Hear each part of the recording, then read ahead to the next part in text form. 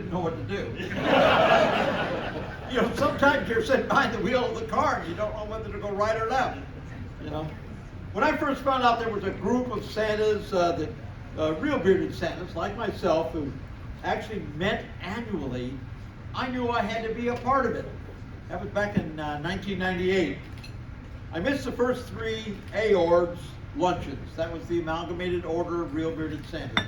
And for some of you, if you talk to Rick or you go online, he's got a little biography of how they started in 94 with a commercial and then got together, you know, for luncheons in January 95, and it went on from there.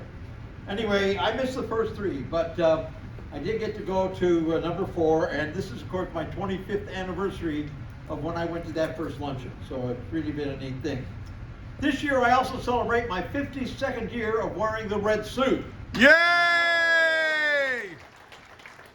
And if I add in my time in Vietnam and wearing a beard of shaving cream in 1969, then it's 53 years. So, kind of neat. This year also marks my 20th year of teaching my school and writing my book, Behind the Red Suit, The Business of Santa. Those early members of Aorb said, hey, the book was a good idea and maybe I should teach. So I started the International University of Santa Claus, also known today as School for Santas. Now I wanted to call it University of Santa Claus. That's USC. But I found out it was already trademarked by Cherry Hill. Yes. The University of Santa Claus is actually a trademark owned by Cherry Hill. I think they inherited it from Western Temporaries many, many years ago, because Western Temporaries was around in the 70s and 80s. Anyway, to date, almost 4,800 have received diplomas from my school, so I'm very proud of what I've been able to do, and of all the Santas and Mrs. Claus that I've met. It's really been fantastic. Now, the first few years of Aorb's membership growth was very slow. It was all done via personal contact, one Santa meeting another, usually at a casting call. You would go in and there'd be 20 guys there. And they'd say, you know, they'd sit around and wait for their call to go and audition. And in the meantime, someone would say, oh, you know, we all get together in January down at that log cabin in La Mirada, you know, on the 3rd Sunday at noon.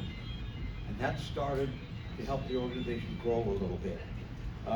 By design, the group only met once a year, that 3rd Sunday in January at noon, and that was it. But this is before we started networking with computers. And our founder, Tom Hartsfield, just kind of kept everybody on a little list and the addresses. And photos were done with Instamatics before digital, you know. And then the photo albums that we got were actually collections of photos, and what they did is they took the Instamatics to Sam's Club and then ordered 20 prints or 30 prints of each picture, and then stuffed them in little folders and then sent them to us. So that's how we got pictures of everybody. There were no dues, no printed rosters, and if you wanted to network, you had better collect names and business cards at the luncheon, because there's, again, no roster and there was nothing afterwards. My first few years of membership, Dick Christie, Santa Dick Christie, and I started doing a little business promoting. I was getting a lot of bookings, so I was then starting to call other Santas, you know, and saying, hey, can you do this gig? Because I can't. And I realized that I could make a few shekels off of each of the bookings, so I started a little agency. And Richard started making Santa belts. And if you've seen some of the belts that have the nice Santa in it, I think there's one on auction over there on the table. He made these beautiful belts. And we started collecting email addresses, because the internet was just getting started, and Santas were finding us via Google, and all of a sudden we were collecting email addresses. And then Tom Hartsfield's son created a website for the Aorbs group, so we started getting a few more. And after a couple of years, we had a couple hundred names. And Tom said, you know, I can't coordinate all this stuff. You're a computer geek, Tim. You take care of it, you know. I was the early Rick Irwin. Rick's really, I mean, I do a lot of stuff on the computer and web and stuff, but Rick is really the genius when it comes down to doing a lot of different things. Anyway, I kept hammering Tom Hartsfield that we ought to have something else besides a January event. So he finally let me have a picnic. And it was the first year I taught my school. So on Saturday I taught my school, at USC. How many people have been or know where USC is? It's a great school, great campus. Did you know you can rent a meeting room or an auditorium? Yes.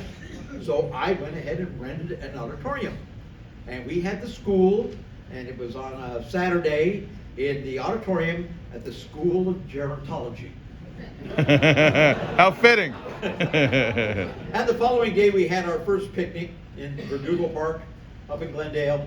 Dick Christie helped us find the location. We had a great picnic, and NBC came, and I think Channel 13, the different news crews came, and so we got a little publicity. It was a lot of fun. And we all got parking tickets. Oh, you got a parking ticket? Oh, I'm sorry.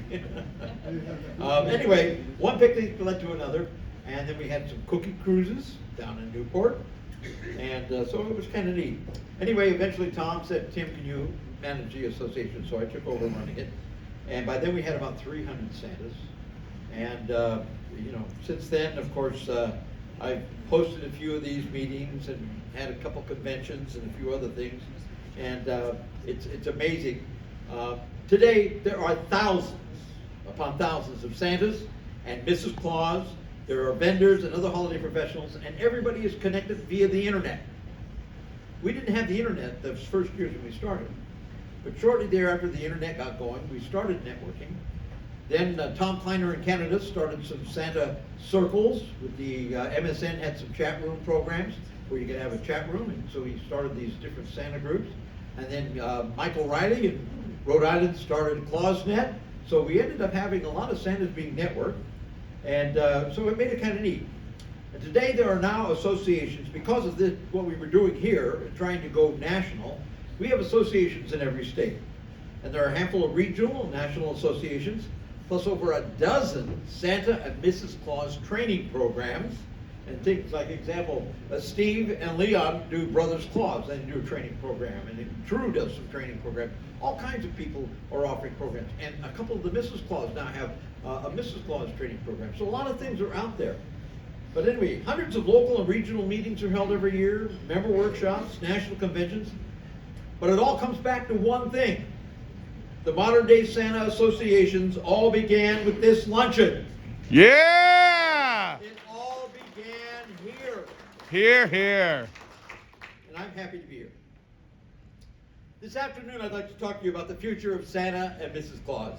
And of course some of the other holiday performers, although the Grinch, I didn't see the Grinch come in today, so I don't know. Richard was looking for the Grinch. He wanted the Grinch. So my friend Richard Rosbeck, he's going to be up here in a little bit. He'll tell you about some special things. Anyway, St. Nicholas began his charitable work 17 centuries ago.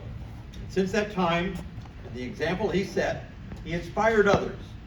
And it grew to encompass the entire globe, thus becoming the most beloved time of year for almost 99% of the world.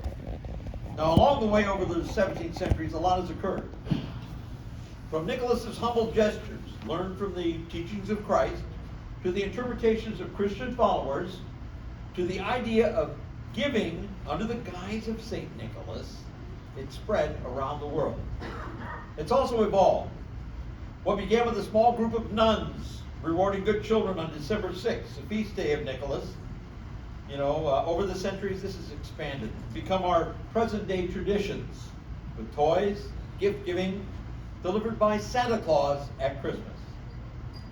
Some of these changes were the result of religious interpretations down through the centuries. And as these stories and teachings of St. Nicholas traveled from country to country, other local legends were added, cultural customs and artistic interpretations were added. Artists and painters and storytellers embellished all of the legends and things about St. Nicholas. As I said, some of the changes were the result of the religious interpretations. But when Nicholas arrived in the New World, it was via a very diverse group of people from many different nationalities. Their stories, their customs, their legends were all shared. And slowly, St. Nicholas evolved. He changed. And it was through these changes here in America that Santa Claus appeared. And we, his followers, everybody here, evolved to who we are today. This is how it kind of moved along. And that's a short story. I think we could do a TV series on that. It's so much about what Nicholas did and all the little things that evolved and everything. Anyway, along the way and throughout the centuries, nothing could stop St. Nicholas or Santa Claus in their appointed missions of doing things and the magic of giving. Not weather, not politics, not war, not even pestilence, the plague, or a virus could stop Santa Claus. Today in the 21st century, the work of Santa Claus continues, and as our work as Santas and Mrs. Claus continues, we must welcome changes, challenges, and handle them as they appear.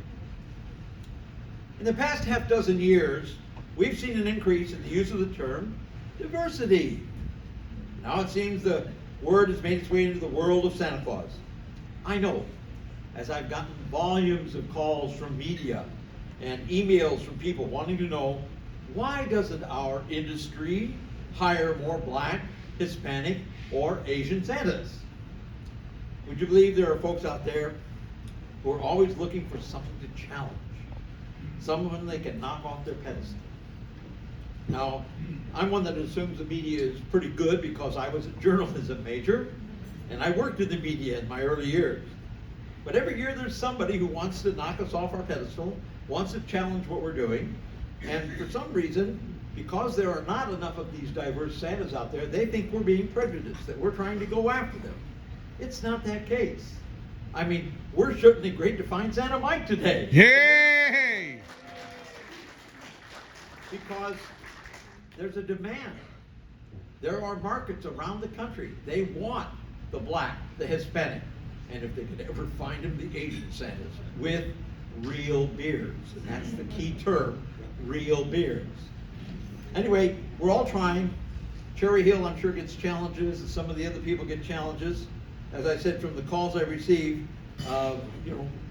people want us to make the changes. So, if you know of anybody, you meet anybody, and this is kind of neat. If you run into a Black gentleman or a Hispanic gentleman, and he might have that personality you think might make a good Santa, believe me, there's nothing wrong with letting him know that there's opportunities there, particularly if he's near retirement or is looking for a few extra shekels at the holidays, because guess what? There are jobs out there. This year, Old Navy wanted to have Santas to go to different stores, and they wanted diverse Santas, Black, Hispanic, and Asian. So we started trying to recruit them. Did you know that amongst all the malls in America, they've got over 1,000 Santas that work in Cherry Hill. But all the malls you think of, there's less than 1%, maybe 2% that are diverse Santas. We have to acknowledge that we're kind of typecast, Caucasian, 70-ish, white beard, and that has been programmed into every child, no matter what their background, what their diversity, that's what they've seen. But now things are changing, so we need to help find these diverse people. So we couldn't find them for Old Navy. We ended up getting Santa Brian here, or work as a Santa or Mrs. Claus, you must be vaccinated. And possibly also have your Now, this is not what I am asking, okay? It's what the parents and the families and the clients are asking. Just about every venue where a Santa appears, there's going to be multiple families. A majority of these families will be expecting a safe haven, a safe environment for their children to visit. This means that anyone in close proximity to their children, i.e. Santa or Mrs. Claus, must be vaccinated. Now back to the 2022 outlook, okay? For those who work at malls and companies like our sponsors, Cherry Hill, or those who do home visit, the word I've been getting, and I did the last 2 weeks, a lot of phone calls, calling different companies that do work in hiring Santas, booking Santas, promoting Santas, things like that. The word I'm getting is that Santas, that families want to return to personal visits with Santa, live visits. And that's good for us, because that's what we want to do, live visits. We saw it this past season. In 2020, live visits dropped as families were afraid of the virus. They wanted to skip going anywhere. They were, there was a social distancing and masks, and they didn't like plexiglass and stuff like that. But in 2021, the volume of virtual visits, which grew tremendously in 2020, slipped. It went down as people returned to live visits. Unfortunately, the independent Santas that do the corporate and company parties still are having little problems. In 2020, almost all of our parties disappeared because they weren't allowing group assemblies and corporate warehouses and parties and things like that. So all those things disappeared, with only a few doing virtual visits for their company and stuff like that. It remained that way, much the same in 2021. Even though we had vaccinations and masking and social distancing, a lot of the regional and local municipalities and state governments and everything created restrictions that prohibited having those big giant public assemblies. This is one of the major areas that Santas are hoping returns to normal in 2022. By the way, I'm the Santa of the Hollywood Christmas Parade. I was able to do the parade. We had 500,000 people on the boulevard, but we couldn't have an assembly in the green room because it was indoors. We couldn't do all the things. So instead of having a nice assembly in the green room, and if any of you have ever done film work and been in any type of green room, you know that they usually have buffets and food, and they take care of you, right? No. This time we had bottled flavored water and granola bars being given to us. There was nothing. There was nothing. We had nothing. Huh? Nothing. So again, we could have the big parade and do all the stuff outdoors, but indoors, nothing, okay? So we're hoping that a lot of the areas of the country are going to open up this year. We're hoping situations relax, government restraints diminish or removed, so that our corporate clients, like the families, can return to live visits. And let's pray that is going to happen and happen soon. Because we need a few months in advance so that the corporations can plan and start booking you and get you in. We can't have everything released and opened up in October or November. It's too late for them to book you. So we need to have it happen this summer so that our corporate clients and other people can start calling us and getting us on their calendar. For the last 10 years or so, there have been efforts to have virtual visits. Now, how many here have done virtual visits? Quite a few, okay. Probably only about 30% in the room, okay. But how many have done just their own personal ones, Skype or Zoom? Okay, we got about a dozen, maybe a little more. How many have gone with one of the companies, talk to Santa, hello Santa, jingle ring? Okay, a half dozen or so, okay. But anyway, these are the changes that are coming about, and they're going to be around. They're going to keep being around. So the way is, you have to figure out how, if you want to do it, how you can use them, how they will become an advantage to you. Now, some of the Santas say, oh, I don't need to do the virtual visits. How many of you would like to get an extra 10 to 25% on the income you make during the season? 2 hands? No. Oh, come on. Sure. You guys, I know a lot of you do charity and you really don't want to go out there and say I'm in it for the money and stuff, but there are opportunities there for the existing parties that you have, for your clients to have visits from Santa virtually, either before or after your live visit. And they'll give you an extra $25 or whatever for it, okay? Virtual visits were originally marketed as an option to live visits with Santa.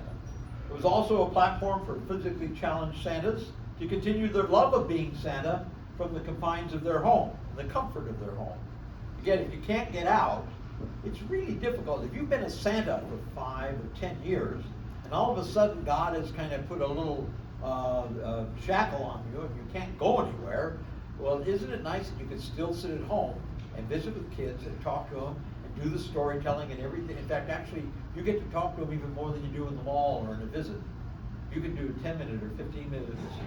And some of the stuff that Steve talked about, you can have a lot of fun with the kids.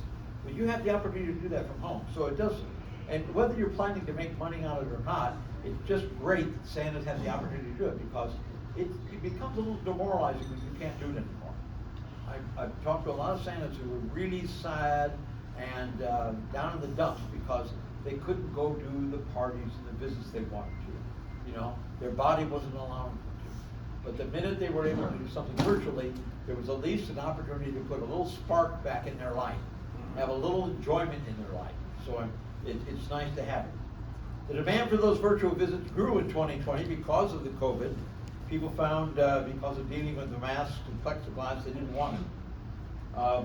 Many Santas started Skype and Zoom visits, but there are also a lot of Santas who decide to go to Hello Santa, Talk to Santa, or Zoohoo, and Jingle Ring, and do their visits, because they would do all of the bookings, and all you had to do was just set the schedule up, and boom, you could do it. But once we had the availability of vaccines, things loosened up a bit, and again, I said the people returned to live visits. The walls of plexiglass fell. We know this because the virtual visits did do better. And like one of the things I found out from Zoohoo is their business just went Zoom, in 2020. 2021, it dropped down a little bit. But it was still better, and the same with Talk to Santa, still better than it was before the COVID virus. So there was still a growth this last year, even though they lost business from the year before. We're still seeing restrictions in some area, but there has been some improvement. Families are now wanting both the live visit and the Zoohoo visit, or the video visit. What this is in many cases, even Cherry Hill has a program where they're doing some video visits and things like that. And they have the people visit Santa in the early part of the month. And then that same Santa does the recorded Christmas Eve message. So the same Santa and the recorded Christmas Eve message is the same Santa that's the photograph on the mantle.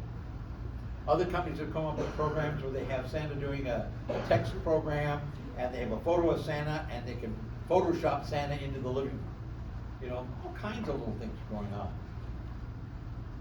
So in addition to live visit, either a mall or a personal visit to home, the opportunity to do the virtual visits is there. So the answer to the main question I got in 2020, will we find work, applies to this year. Yes, you're going to find work. It's slowly returning to normal, and I believe that everyone will find work. The outlook is a teeny bit cloudy, but look at this. We're all together. We're all socializing. I think this type of activity Here, is going to thank grow. you, everybody. I wish we had ABC or somebody here showing this assembly of Santas that we're not worried, that we're ready to go out and do our thing. I think that would be a great boost, a shot in the arm to people sitting in their homes right now to see all of this going on. There'll still be limits and restrictions in some areas, but we will work. No matter where or what work we will have this year, we'll need to be ready for changes. From talking to the children at the mall and holding babies, to home visits and posing for photos, everyone's going to need to be open and flexible for changes. As I stated earlier, through 17 centuries, nothing has stopped our mission of being there for the children. 17 centuries since Nicholas decided to give away his wealth and help others. Our mission is to be there for the children. My number one rule when I teach my school is we're there for the children. What's the number 2 rule? See rule number 1. We're there for the children. That's our mission. Yes, the parents are involved. Yes, the photo company's involved. Yes, everybody's involved. But your main mission is the children. Like all good public speakers, I'm going to close with a quote from some famous person. In this case, our famous person wrote an editorial in 1897. You've heard this before, I know. Francis Purcell's Church. No Santa Claus? Thank God he lives. And he lives forever. 1,000 years from now, Virginia, nay, 10 times 10,000 years from now, he will continue to make glad the heart of childhood. Joy and magic of St. Nicholas and Santa will live forever. Not weather, not politics, not war, not even pestilence, the plague, or a damn virus is going to stop us from our mission. God bless you all. Merry Christmas. And Yay! Contacted me, wanted some assistance in finding a Santa to go to Germany to visit with some of our troops in the hospital. We were able to set that up with one of the other Santas. Randy Kitty in North Carolina at Fort Bragg got us some camo uniforms, and Adele adapted them for us and made us some camo Santa suits. and we were able to do what we call America's Santa, so Santa could visit other people. Since then, Richard has helped get Santa to Pearl Harbor and all kinds of other places. Richard Rosenbeck was one of the key people that started the Restoration Foundation for the Statue of Liberty, and worked with Leah, brought Leah Iacocca on board to be his chairman and all the good stuff that's going on. As it was ending, he decided that that foundation still had a mission. Don't need to dissolve what we're doing, don't need to throw everything away. And they rebranded the Statue of Liberty Foundation to the Spirit of Liberty Foundation. And they continue to do great things. One of the things Richard did during his career is he created the first White House ornaments. And that was to benefit the Restoration or Historical Society for the White House. And since then, he's done a lot of things like that. He's always got Santa in his heart. Unfortunately, a few years ago, he decided to shave his white beard off. I did. Boo hiss. And, but now he's working on a project, and we want to give just a couple minutes to talk about a special mission for the families in Boulder, Colorado. Thank you, Tim. I'll make it quick. They told me I have less than 30 minutes. Thank you, Tim. I believe in Santa. I happen to believe a couple things I want to share with you. I've thought about knowing that I was going to be here today. I don't think there's anybody that the public recognizes that is more revered than Santa. You know, we live in a very diverse world today. And we've got politicians and media, politicians on both sides, and media that like to pull us apart. Santa's a statement that wants to bring us together. And sometime I want to get back to all of you because I think Santa can deliver messages for America on an ongoing basis to bring us together for the right reasons. Now I'm going to tell you very quickly, I will give you one quick story, Tim, very quick. Years ago I got a call from one of the senior people at the Homeland Security after the Katrina and Rita occurred, the hurricanes. And I'll never forget, they had child psychologists meet with children, and this is the finding. The children's number one concern was they didn't have a house. Where would Santa go? And I remember hearing that, and my kids say to me once in a while, Dad, you have tears in your eyes. I have waterfalls because I get very emotional about things. But I told a number of people that I knew, I said, I'm going to put together Santa's workshop. We're going to build a semi-trailer. Everybody looked at me and said, oh, that's a great idea. Afterwards, they told me they never believed it would happen. We did get Visa to give us $1 million, and we built a semi-trailer in 9 days. Macy's gave us a Santa Claus. We hired 4 college students. We told the governors of Texas, Louisiana, Mississippi, and Alabama we would only come to their state if they personally invited us, and we insisted that they make license plates that said Santa 1 through 10. And when we entered the states, they put them on our vehicles. We traveled from the day after Thanksgiving on a levee outside of New Orleans, and I remember that day because 6,000 children was the count. Ty Warner gave us, we collected about $15 million worth of toys. And by the way, Tim, the Marines Toys for Tots helped a lot, and the Salvation Army. But at the end of the day, we had 400,000 children that we gave toys to in 5 weeks. And I heard parents say, this is the only Christmas my children will have. And we had Laura Bush fly down and hand out toys, and she said afterwards it was the best thing she had done in 3 years at the White House. Now I'm going to just tell you quickly, we go through these things, these moments when that people need to have their spirits lifted. And Christmas is a time, if people have had a hard time at Christmas, it's unbearable. We had 1,000 families in Boulder, Colorado that lost their homes, a few more than 1,000. And it was only a few days, a handful of days after Christmas. And I called Tim, and we have Santa Claus and Mrs. Claus here. And by the way, there are some people that are always Santa Claus and Mrs. Claus to me, and the rest of you are just relatives. So I thank you for being here.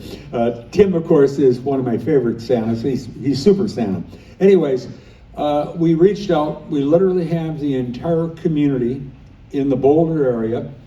We're on the 23rd of February. We're going to have a second magical Christmas for the families. We have secured the largest church. It's called Flatirons Church. It's quite famous in Colorado. But all the churches are gathering together to bring their membership there. And for one day, we're going to have Santa and Mrs. Claus, who are coming out from California, and others from California are coming. But we have, we'll probably have about 20 of Santa's relatives, cousins, uncles, brothers, as helpers. And we've had a problem. We need ornaments and we need stockings for the children. Those are things that they felt they really lost. In fact, the mayor of one of the communities said to me when we agreed to do this, he said, my mother told me her biggest single loss was her ornaments. Kind of hard to believe. She lost her house and she was worried about her Christmas ornaments. Now, I'd like to just tell you, we're going to hand out something. I'm going to leave in a couple of minutes. I have a wife who's physically has some serious problems. I'm going to run back to San Diego.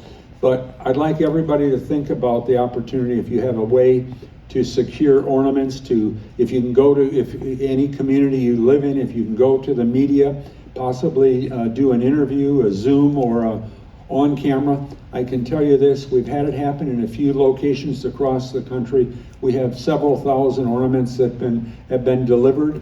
Where's Courtney? Oh, there you are, I'm sorry. Courtney secured over 2,000 stockings. Is it 2,500? 3,000. And that was our goal, by the way, but we can always use a few more. But we'll hand out something in a few minutes. Anyone that can help, we'd really appreciate it. I do want to tell you one more thing. The White House is sending their ornaments. The NFL, the NBA, National Hockey League, the PGA are all doing things. The Salvation Army, we didn't collect toys. It was just too short a time frame for us, but the Salvation Army said they have a warehouse full, so we're going to have a lot of toys. But the last thing I want to share with you is we wrote a letter, and we have the email for each of the governors. And in the last 12 months, we've worked with about 22 governors on different projects, so I think they'll all come through. But we asked them all to send an ornament and a message of support, a holiday message. And we are doing a 6-foot-tall Naughty and Nice board. In fact, on some of the things we'll pass out, you'll be able to see it. And I'd like to think maybe in the world that we live in, 50 governors could figure out how they could not screw us something up and all get us an ornament. But we're going to have a board at the church for the media, and it's going to indicate every governor that sent an ornament, and those that didn't are going to have a naughty mark. So if you live in a community or you live near a governor, don't hesitate to call